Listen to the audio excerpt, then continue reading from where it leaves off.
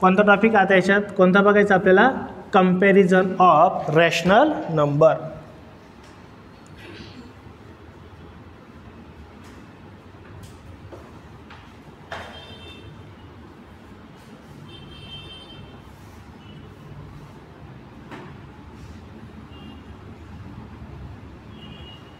Comparison of rational number नाव टाकलं सर्वांनी. बघा आता आपल्याला प्रॅक्टिस सेट 1 आपला झालेला आहे. आपल्याला प्रॅक्टिस सेट जो आहे तो 2 सुरू करायचा आहे 1.2 आणि तो कशावर डिपेंड आहे तर कंपॅरिझन ऑफ रॅशनल नंबर. आता कंपॅरिझनचा मराठीमध्ये अर्थ असतो तुलना. मिनिंग काय आहे, तुलना, कंपॅरिझन. मग आपण कंपॅरिझन करतो ना जनरली स्कूलमध्ये, हा माझ्यापेक्षा हुशार आहे, मी त्याच्यापेक्षा हुशार आहे, बरोबर ना, तो माझ्यापेक्षा जास्त उंच आहे, तो माझ्यापेक्षा डबल आहे, बरोबर ना, हे आपण काय करतो, कंपॅरिझन. मग 2 गोष्टींमध्ये काय होते, कंपॅरिझन होते. मग इथं पण आपल्याला कंपॅरिझन बघायची, पण कोणाची बघायची आहे, रॅशनल नंबरची. म्हणजे कोणता नंबर मोठा आहे आणि कोणता नंबर छोटा आहे. म्हणजे लार्जर नंबर, स्मॉलर नंबर किंवा इक्वल नंबर. म्हणजे इथं आपल्याला 3 प्रकारच्या कंपॅरिझन करायचे असतात. कोणत्या, तर याला म्हणतो आपण ग्रेटर दॅनचं साईन. याला काय म्हणतो आपण, ग्रेटर दॅन. बघा समजून घ्या एकदा, ग्रेटर दॅन. ओके. याला कोणतं साईन म्हणतो आपण आता, लेस दॅन. याला काय म्हणतो आपण, लेस दॅन. आणि एक साईन ही याला काय म्हणतो बरं आपण, इक्वल टू. Equal to. हे 3 साईन असतात ना. मग ग्रेटर दॅनचा मिनिंग काय, बघा हे 2 टोकं जिकडं आहे का तो कोण असतो, मोठा, आणि ज्याच्याकडे 1 टोका असतं तो काय असतो, लहान. आणि इक्वल टूचा अर्थ काय, इकडचा नंबर आणि इकडचा नंबर काय असणार आहे, इक्वल किंवा सेम असणार आहे, बरोबर ना. फॉर एक्झाम्पल मी जर तुम्हाला असं म्हटलं 4 and 3, याच्यात कोणतं साईन असेल रे, ग्रेटर दॅन का, लेस दॅन का, इक्वल टू, ग्रेटर दॅन. कारण की कोण मोठा आहे, 4. जो मोठा तिकडे काय करायचं आपल्याला, 2 टोकं करून द्यायचं, झालं मोठा. लक्षात. मी जर असं म्हटलं इथं 5 आहे आणि इथं काय बरं 7 आहे, कोणतं साईन इन इथं, लेस दॅनचं साईन इन, बरोबर ना, कारण की कोण मोठा आहे, 7 मोठा आहे.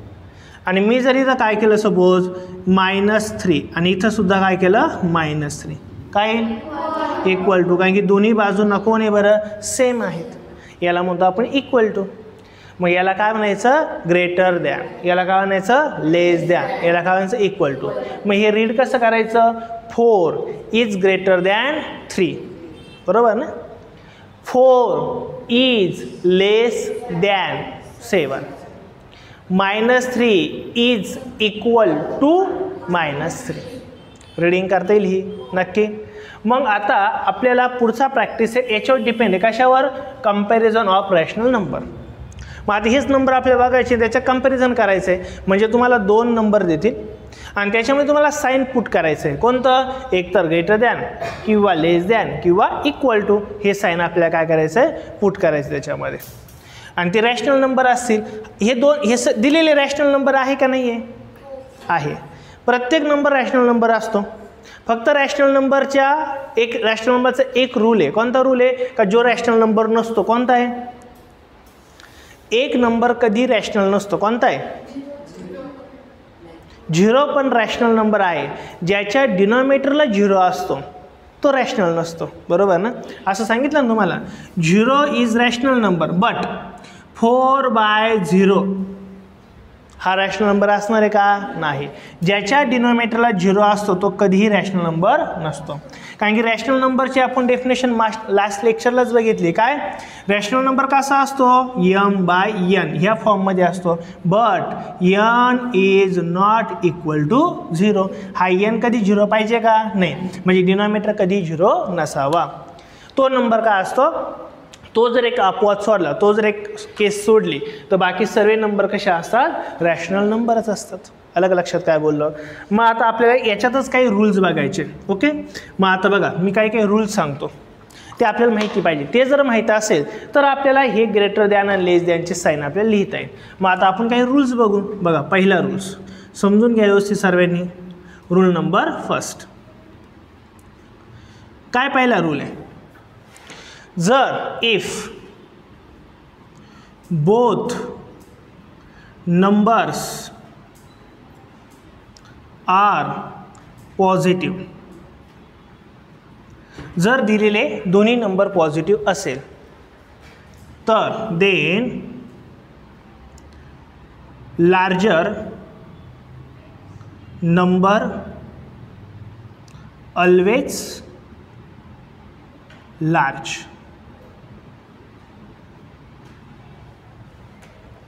मोठा नंबर हा मोठाच असतो कधी, जर दोन्ही नंबर काय दिले असेल, पॉझिटिव्ह दिले असेल. फॉर एक्झाम्पल मी जर तुम्हाला असं म्हटलं, एक्झाम्पल सांगतो मी तुम्हाला, जर मी असं म्हटलं 4 and 3, याच्यात कोण मोठा असेल? 4च मोठा असेल.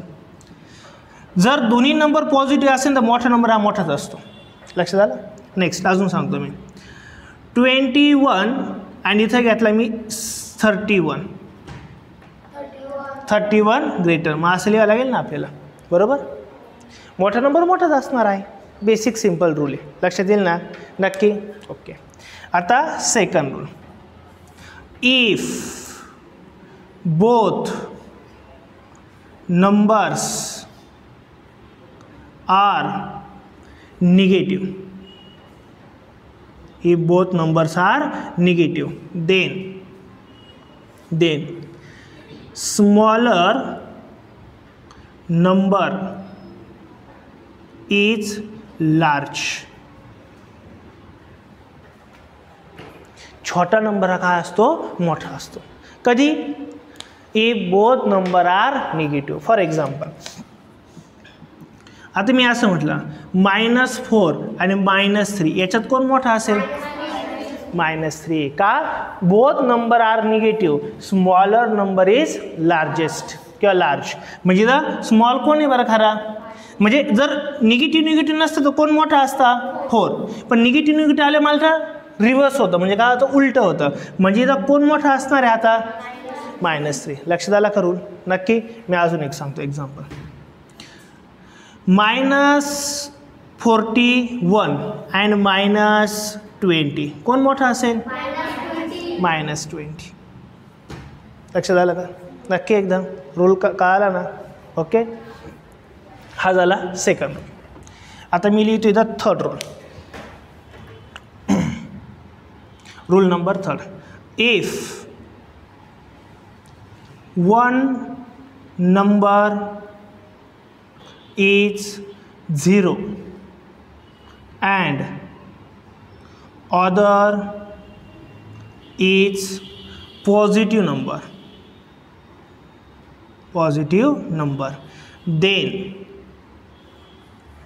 then number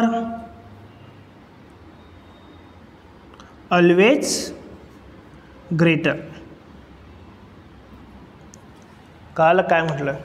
जर आपल्याला एक नंबर काय दिला आहे? 0 आणि एक नंबर कोणता पण पॉझिटिव्ह नंबर दिलेला आहे, तो जो काही त्याचा नंबर असतो तो काय असतो? नेहमी ग्रेटरच असतो. फॉर एक्झाम्पल मी जर असं म्हटलं 0 and 4 मध्ये कोण ग्रेटर आहे? 4. नंबर ऑलवेज का असतो? ग्रेटरच.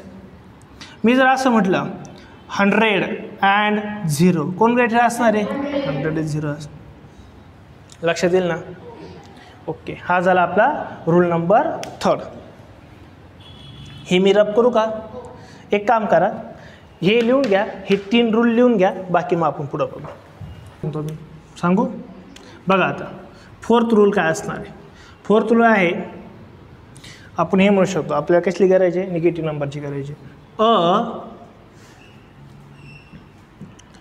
निगेटिव्ह नंबर, म्हणजे जर एखादा आपल्याला निगेटिव्ह नंबर दिला असेल, अ negative number is always less than of positive number.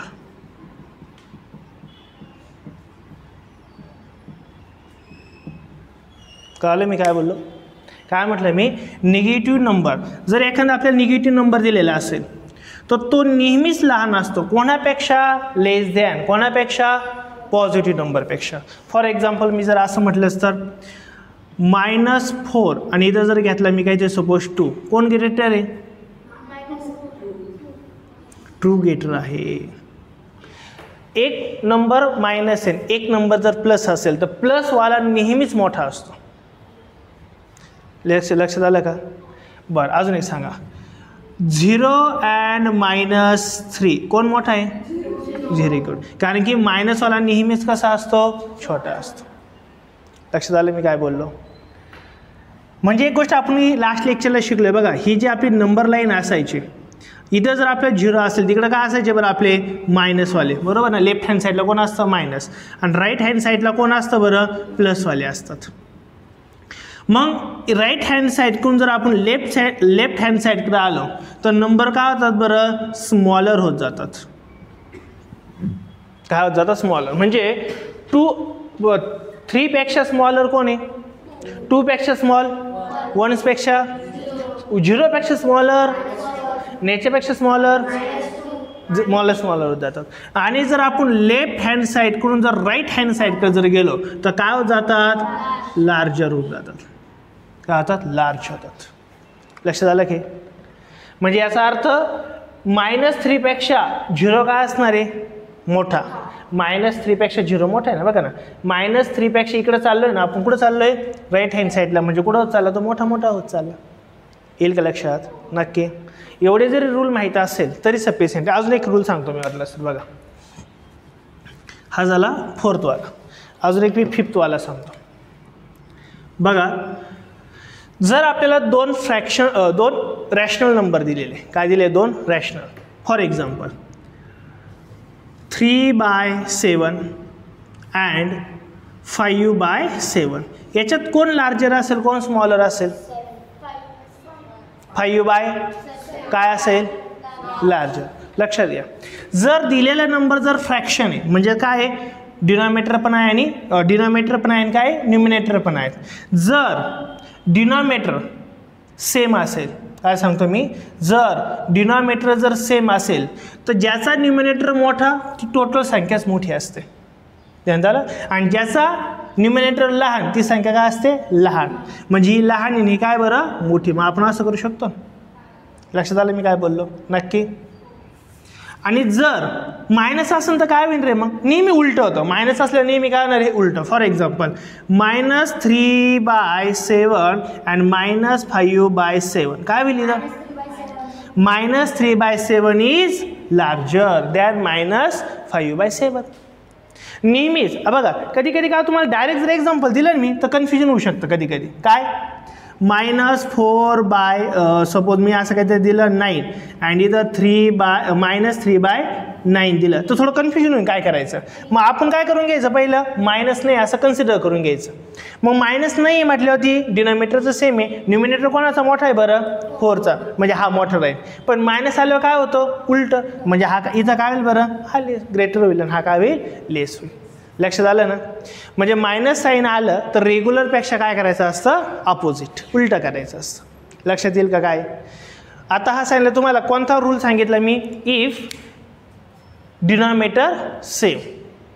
6th rule काय बघा, जर आपल्याला 2 रॅशनल नंबर दिलेले पण त्याचं न्यूमिनेटर पण वेगळं आहे आणि डिनॉमिनेटर पण वेगवेगळं आहे तर अशा एक्झाम्पलमध्ये काय करून घ्यायचं असतं? पहिलं डिनॉमिनेटर इक्वल करून घ्यायचं.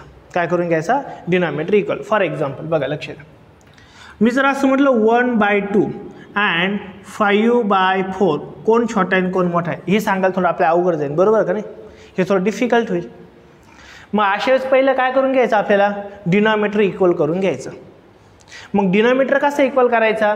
याच्या डिनॉमिनेटरला किती आहे आणि याच्या किती आहे?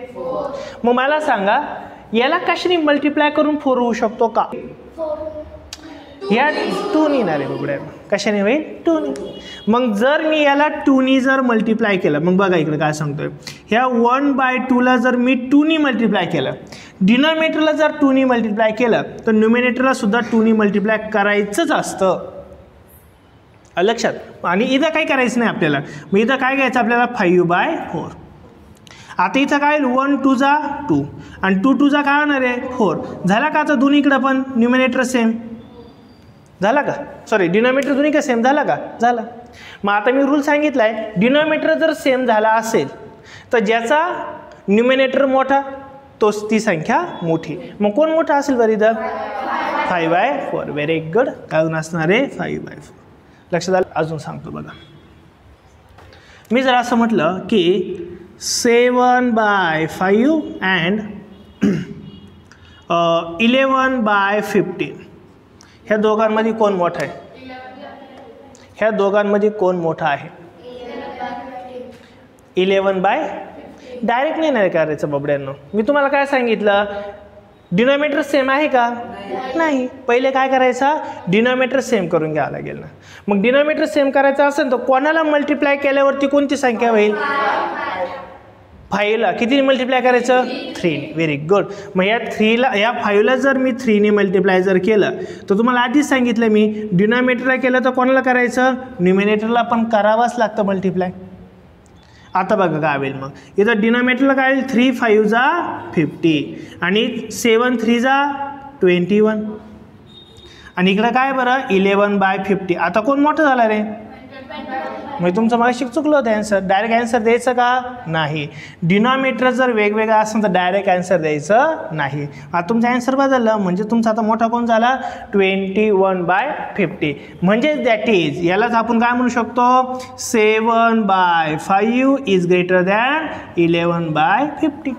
याच्यापेक्षा हाच मोठा आहे. लक्षात आलं का? हे कॅल्क्युलेशन करून घ्यायचं. पुन्हा जे उदाहरण दिलं का तेच मांडायचं आणि कोण मोठा तेवढं लिहून टाकायचं.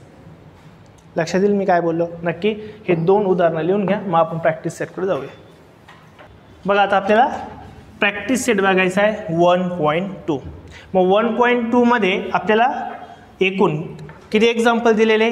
10 एक्झाम्पल दिले. मग आता हे 10 एक्झाम्पल कोणते कोणते ते आपण 1 बाय 1 सॉल्व करू. मग आता फर्स्ट एक्झाम्पल काय मला सांगा? Example number first. काय एक्झाम्पल आहे बरं? -7 अँड -2. क्वेश्चन वरती दिलाय बघा. काय दिलाय? Compare the following numbers. मग तुम्हाला ते डायरेक्ट क्वेश्चन देतात. काय करायचं आहे? कंपॅरिझन करायचे. दिलेल्या नंबरचे काय करायचे? कंपॅरिझन. मग पहिला क्वेश्चन दिलाय -7 -2. मला फक्त तू एकटं सांग कोण याच्यामध्ये ग्रेटर आहे कोण लेस? -2 ग्रेटर. Very good. छान. बरोबर का नाही? मग आपण असं लिहितो ना ॲन्सर बघा. काय डायरेक्ट लिहिण्यापेक्षा एखादं स्टेटमेंट लिहित चला. काय सांगितलंय?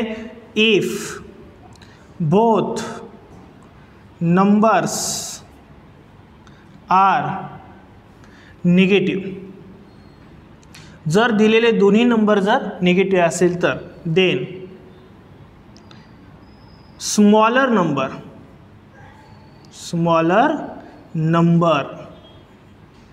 always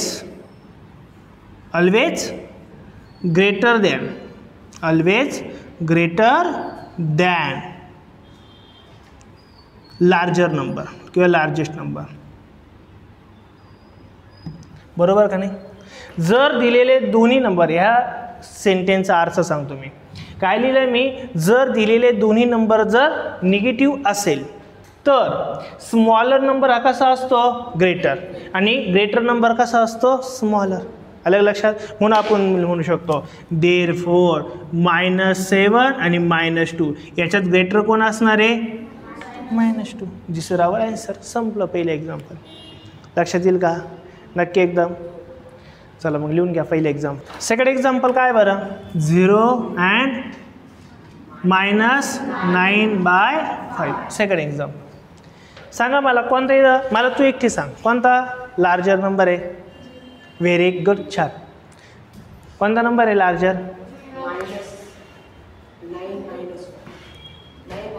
कोणता आहे? 0. मी माहिती रूल लिहून दिला ना रे. मायनस नंबरपेक्षा 0 हा नेहमी लार्जरच असतो. मायनस काही पण घ्या त्याच्यापेक्षा मोठा कोण असतो? 0च असतो. कारण मायनस ही 0च्या त्या बाजूला गेलेल्या असतात लेफ्ट हँड साईडला. नंबर लाईनवरती 0 पासून मायनस इकडे आहे. जेवढं इकडे जाणार तेवढं काय होत जाणार आहे?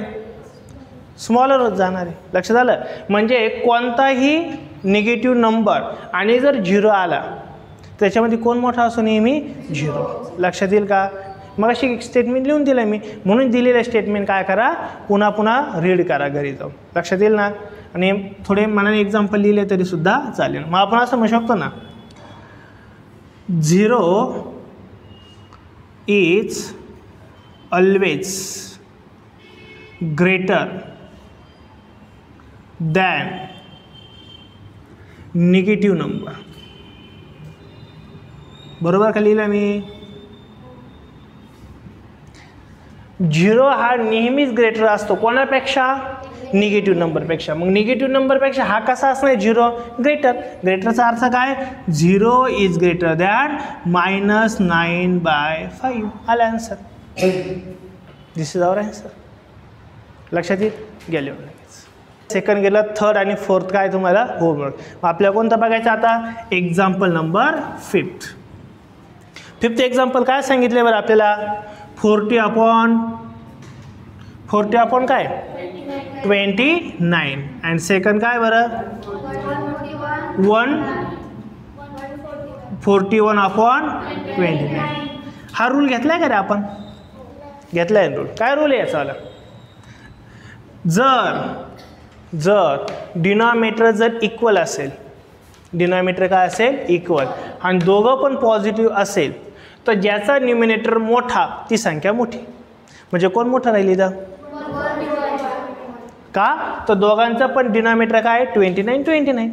मग डिनॉमिनेटर सेम असलं, डिनॉमिनेटरचा विचारच करायचं नाही. मग राहिले फक्त कोण बरं आपला? 40 अँड, मग आपण लिहू शकतो व्हेन, किंवा आपण असं म्हणू शकतो डायरेक्टली तर झाले, denominator are 29 that is equal. मग हा जर इक्वल असेल तर आपण काय म्हणू शकतो? हा इक्वल असले, इक्वलचा विचार करायचा का? नाही. मग राहिला कोण बरं आपल्याकडं? 40 अँड 141. याच्यात कोण मोठा असणार आहे? 141. म्हणजे हा मोठा असेल. हा मोठा असेल म्हणजे देअरफॉर. मग आता पुन्हा लिहून टाकायचं काय? 40 अपॉन 29 आणि 141 अपॉन 29. मग हा मोठा आहे, त्याचा अर्थ हाच मोठा असणार आहे. दिस इज आवर आन्सर. सिम्पल आहे का नाही? हे कोणतं एक्झाम्पल होतं आपलं? 5th. 6th वाला एक्झाम्पल सॉल्व होईल का? 6th वाला एक्झाम्पल सॉल्व करायचं आणि पुन्हा ते व्हिडिओवर कमेंट करून टाकायचे. एक्झाम्पल नंबर 6 लक्षात येईल. आणि नोटबुकमध्ये पण लिहायचं आहे. एक्झाम्पल नंबर 7 सॉल्व होईल का? 7 नाही म्हणा, नाही 7 थोडं हार्ड आहे. होईल का? नक्की का? कसं सॉल्व होईल? 7 बघू. एक्झाम्पल नंबर 7 काय एक्झाम्पल आहे बरं? 7 वालं 15 अपॉन 12 अँड 7 अपॉन 60. याचा काय सेम करायचं आहे बरं आपल्याला? डिनॉमिनेटर सेम केल्याशिवाय आपल्याला आन्सर येणार नाही आहे. एक लक्ष द्या, ह्या 12च्या आणि 16च्या टेबलमध्ये कोणी कॉमन आहे का रे? पुढं आहे का? नाही आहे. 12च्या आणि ह्या 16च्या टेबलमध्ये कोणता नंबर कॉमन आहे का? याला आपण LCM म्हणतो. काय म्हणतो? LCM. काय असतं बघा, 12चं टेबल म्हणा बरं. 12 1 जा, 12 2 जा, 12 3 जा, 12 4 जा, 48 तिथे येऊ राहिला कुठंतरी. इकडे आहे का बघू म्हणा. 16 1 जा, 16 2 जा, 16 3 जा, 48 आहे ना. 48 म्हणजे इकडं पण 48, इकडं पण 48 आहे. म्हणजे याचा अर्थ दोन्हीकडे पण 48 म्हणजे कॉमन डिनॉमिनेटर होऊ शकतो. यालाच आपण काय म्हणतो? LCM of. कोणाचा LCM घ्यायचा? 12 अँड 16चा. LCMचा मिनिंग काय असतो? हा पण टेबल म्हणायचा आणि हा पण टेबल म्हणायचा, आणि दोन्ही टेबलमध्ये कॉमन येणारा नंबर कोणता तो शोधायचा. म्हणजे यालाच आपण म्हणतो LCM. मग यांचा LCM किती असणार आहे बरं? 48. कारण 12 4 जा 48, 16 3 जा 48. मग अशा वेळेस काय करायचं? 12 4 जा ना, तर याला 4 ने मल्टिप्लाय करायचं. आणि इथं किती आहे? 16 3 जा, मग याला 3 ने मल्टिप्लाय करायचं. म्हणजे दोघं पण काय होतील? 48. म्हणून आपण म्हणू शकतो देअरफॉर 15 अपॉन किती इथं? 12. आणि इकडे किती बरं? 7 अपॉन 16 आहे. मग आता आपल्याला दोन्हीकडे पण किती आणायचं आहे बरं?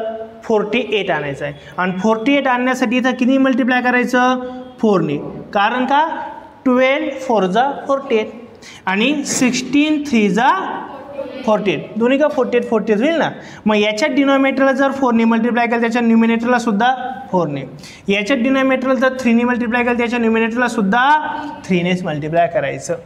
मग आता काय बघा, देअरफॉर 12 4 जा किती होणार आहे 48 आणि 16 3 जा 48 झाला का, दोन्ही का 48 48, म्हणजे डिनॉमिनेटर काय झाला आता इक्वल. आता 15 4 जा किती होणार आहे 16 अँड 7 3 जा 21, 7 3 जा 21. आता डिनॉमिनेटर सेम असल्यावरती डिनॉमिनेटरचा विचार करायचा असतो का नाही, मग कोणाचा विचार करायचा न्यूमिनेटर. मग कोणता न्यूमिनेटर मोठा आहे इथं 60 मोठा आहे, मग 60 मोठा आहे याचा अर्थ कोण मोठा असणार आहे 60/48, कोणापेक्षा 21/48 पेक्षा. हा का असणार आहे ग्रेटर. मग हा ग्रेटर याचा अर्थ कोण ग्रेटर आहे त्याच्याच वरचा, म्हणजेच कोण ग्रेटर असणार आहे 15/12 अँड 7/16 मध्ये कोण ग्रेटर असणार आहे तोच. हे दिस इज आवर आन्सर. आलं का लक्षात, सिंपल आहे ना. यालाच एक्झाम्पल नंबर आपल्याला एक्झाम्पल नंबर बघायचा आपल्याला 10th वाला. हे एक्झाम्पल सॉल्व करण्याच्या 3-4 पद्धती असतात, पण आपण एक जनरल एक मेथड बघू राहिलं. नाही तर खूप पद्धतीने एक्झाम्पल सॉल्व होतात. बघू काय 10th वाला एक्झाम्पल काय बरं -7/11 आणि नेक्स्ट नंबर काय 4. याला कशाने मल्टिप्लाय करून 11 होईल का रे, नाही होणार, कारण की 4च्या टेबलमध्ये कधी 11 येऊ शकत नाही. 12 असतं तर आला असता, पण 11 नाही. याच्यात 2 मेथड एक्झाम्पल सॉल्व करण्याची. किती मेथड आहे 2. म्हणजे जर आपल्याला डिनॉमिनेटर जर कुठेही सेम करता आला नाही तर काय करायचं बघा, क्रॉस मल्टिप्लिकेशन करायचं. काय करायचं क्रॉस मल्टिप्लिकेशन. मग तिथं काय दिलं का -7/11 आणि सेकंड नंबर काय दिला आहे -3/4. आता आपल्याला याचं काय डिनॉमिनेटर सेम करता येत नाही म्हणून काय करायचं क्रॉस मल्टिप्लिकेशन. बघ इकडे लक्ष द्या, क्रॉस मल्टिप्लिकेशन. मग क्रॉस मल्टिप्लिकेशन म्हणजे काय, यानी याला मल्टिप्लाय करायचं आणि यानी याला मल्टिप्लाय करायचं. मायनस वाला तशीच ठेवायचं, त्याला धक्का लावायचा नाही, त्याला धक्का लागला मग पाप होईल. याला धक्का नाही लावायचा. मग आता काय करा, मायनस वाला तसंच ठेवला, इथं 7 मायनस आहे ना, इंटू काय करायचं 4, यानी याला मल्टिप्लाय आणि मध्ये घ्यायचं इक्वलचं साईन, किंवा नाही घेतलं तरी सुद्धा चालेल, काही प्रॉब्लेम नाही. आणि यानी याला काय करायचं मल्टिप्लाय. इकडं कोण आहे बरं हा -3, मल्टिप्लाय कोण करणार आहे 11. Got it?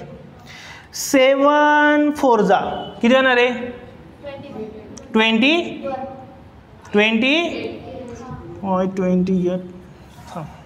लेक्चर झालं पाहतो. 7 4 जा किती होणार आहे 28 आणि मायनस असल्या मायनस देऊन टाकायचं आहे बरोबर. बरं 11 3 जा 33 आणि मायनस आहे म्हणून मायनस देऊन टाकायचं. मग आपण एक रूल शिकलो आधीच, संख्या ज्या आहे त्या. बरं आपण पाहतो ही संख्या मोठी 33 आणि 38 काय लहान आहे, पण मायनस साईन आल्या उलटं होतं ना. मग आता कोण मोठे होईल इथं -28 काय होणार आहे लार्जर. मग ही लार्जर आहे तर याचा अर्थ कोण लार्ज असणार इथं, म्हणून आपण इथे लिहू शकतो त्याच्याच खाली देअरफॉर इकारला नंबर लार्जर आहे म्हणजेच इकारला लार्जर कोण -7/11 is greater than -3/4. This is our answer. लक्षात आलं.